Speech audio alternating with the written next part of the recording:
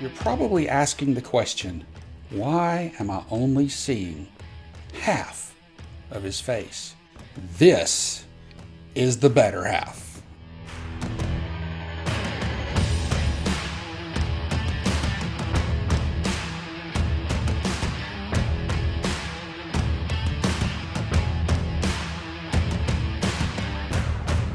Well, I guess this is probably a good option. At least it covers up everything so that I can talk to you, right?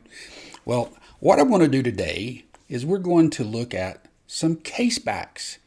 That's something that a lot of people don't take much time to think about. As a matter of fact, a lot of people don't take much time to think about how casebacks open and how they secure things and how that affects water resistance. Most people might just think, hey, you just pop it off, pop it back on, and that's all you need. But I'm going to look at that just a little bit today. And also, I'm going to look at a couple of different designs. But at the end of today's program, what we're going to do is we are going to introduce a new giveaway. And this one's going to be a little different. I've never seen one done this way before, but it should be fun. And hey, that's what this is all about, right? Okay, guys, this may seem so elementary to you, it's not even worth mentioning. But believe it or not, there are people out there who don't know about watch case backs. They look at the dial of a watch, and then that's all they ever think about. But for those of us who are true fans, we know that there is also a back to a watch. And that back, that case back, usually tells us something about that watch, sometimes a lot more than people might think. And so for those of you who are watching that are unfamiliar with the different kinds of casebacks and what to look for, that's what I want to do today. I want to show you a little bit of that. So what we have here is just a basic press-on stainless steel case back. When I say case back, the watch case is the gold part. Okay, and the back is the case back. Inside is the movement of the watch, and in this case it is a quartz watch and it has a battery. So inside is a movement with a battery, and the case back protects that. Now that sounds simple, doesn't it? Well, it is, but it's not always simple to achieve. Pressing down the back of a case can be very tricky.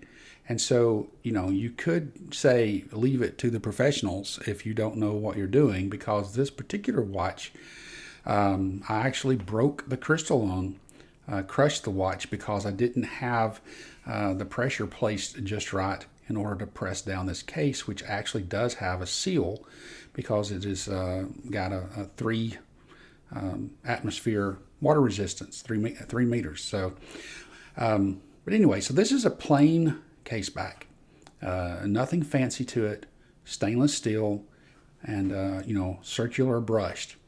But notice that all case backs, mostly all case backs, will tell you something.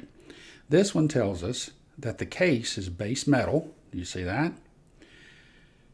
The bezel is base metal, and has a stainless steel back.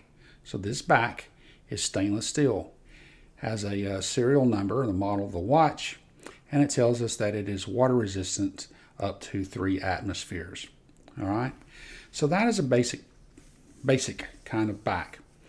A variation of that is in some of the old vintage watches, which you don't see this very often, but this is an old Timex, and it's a very nice Timex, I have to say.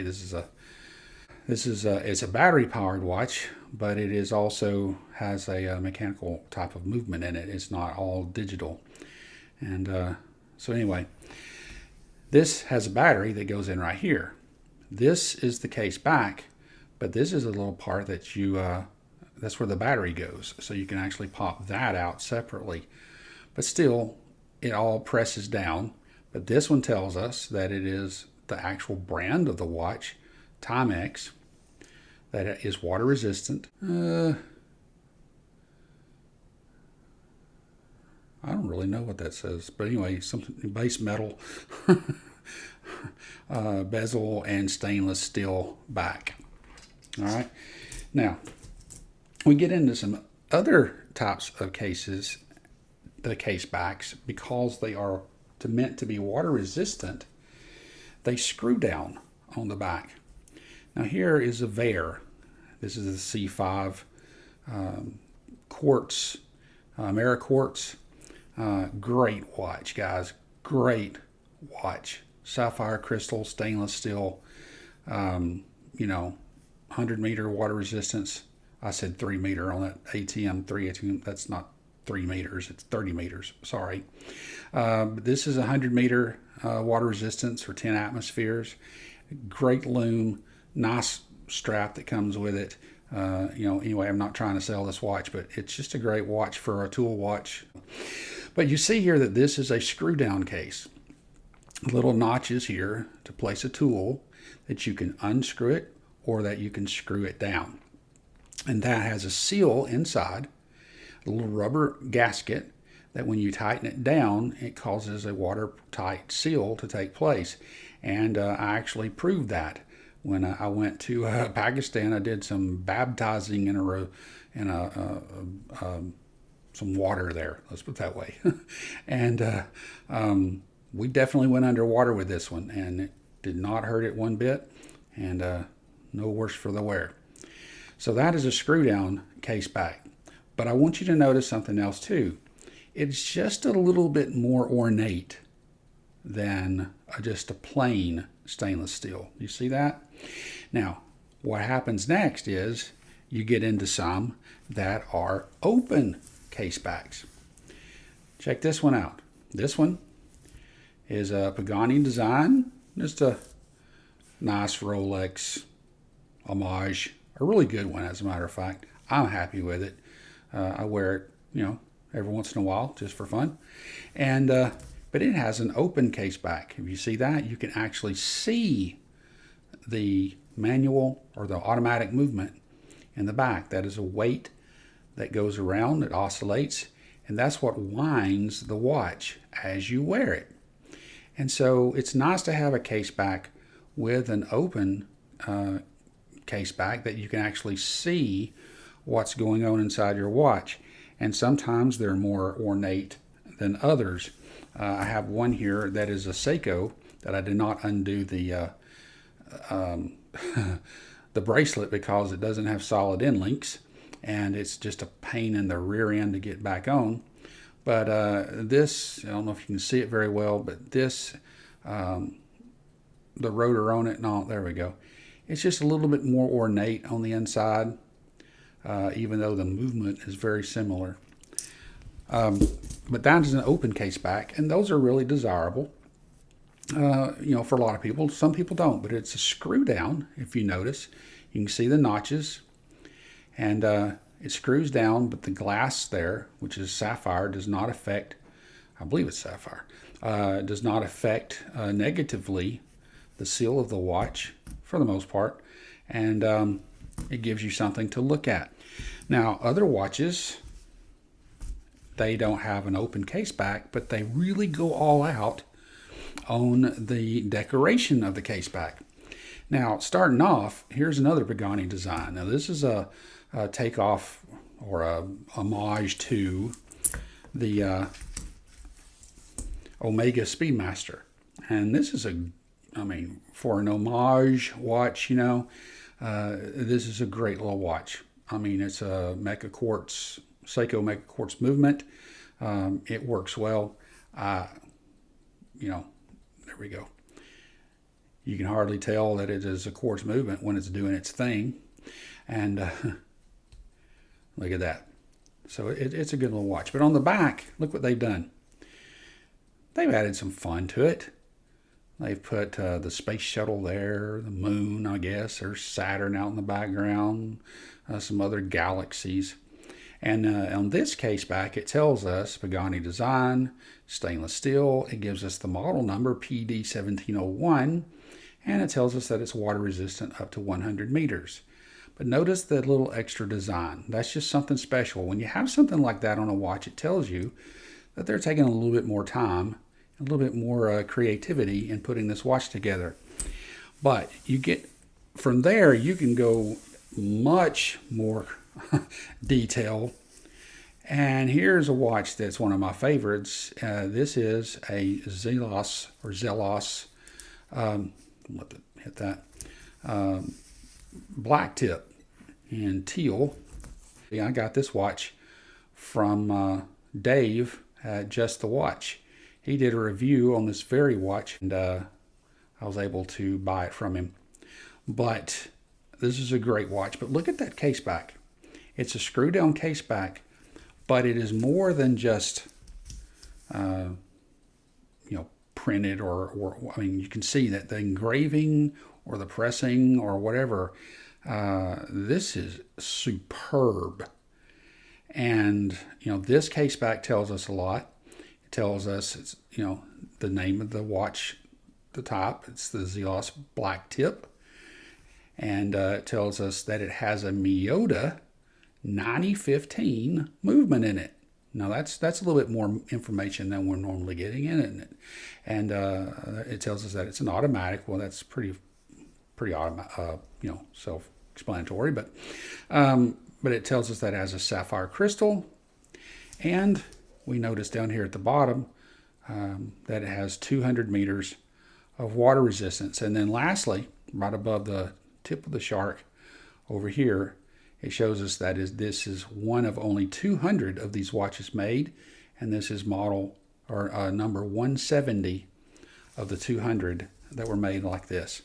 So there's one more. This one, what I find that's very funny, this is a sterile case back if there ever was one. And you'd be hard pressed to tell what kind of watch this came off of. And this is, when it comes to how it comes off, it is definitely not an easy one to take off. This is actually on a, turn it this way, a San Martin, which is a direct homage to the Black Bay, Black Bay, what is it? I forgot. Anyway, Black Bay. It's, Tudor watch. But this is a great watch. I love this watch. But the case back really does resemble more like a Rolex type of case back. Not much on the back. And you have to have a special tool in order to get this case back off. It is not a press down. It is a screw down case back. But notice it doesn't have notches. It has just a little bit of a fine groove there that you have to have a press down tool to go on there to get a good grip to get that off. Now when you take these seals off, there's no guarantee you're going to have a good seal when you put it back on. If you want to be sure that it's water resistant up to what it says it is, you need to have it pressure tested at a good jeweler. But other than that, they seal really well. Now, about these case backs, what lesson can we learn? Okay, what lesson can we learn from looking at the backs of watches? Well, for me, it tells me that there's always another side to the situation. There's always another side or another angle to look at something. And it also tells me that some people care more about what's on the front than what's on the back. Now, does that sound profound or not?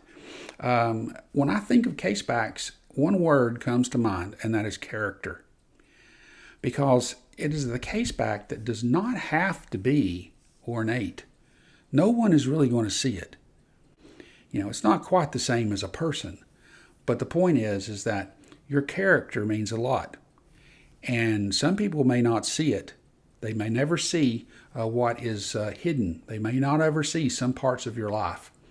But how beautiful it is when you do have a good character, so that when somebody ever does flip you over, when the world turns upside down, they can see what you're really made of.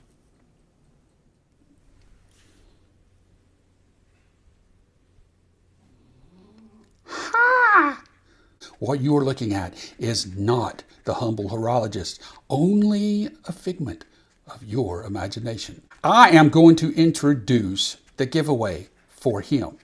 And the giveaway that we're going to have, which will culminate on March 3rd, get all your answers in by March 3rd. Then we're going to have a drawing of all the correct answers. And what are those answers going to be of? This, I didn't move my mouth. This watch, this caseback. You look at this caseback and tell me what kind of watch it is. And then those of you who get it correct will be entered into the drawing. March 3rd is when I'll do the drawing. If possible, well, maybe live, but it'll be fair. Let's put it that way.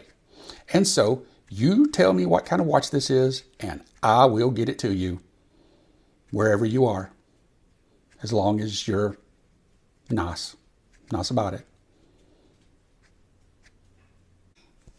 Thank you for watching The Humble Horologist. We'll see you next week. And until then, remember, watches are replaceable, but time is not.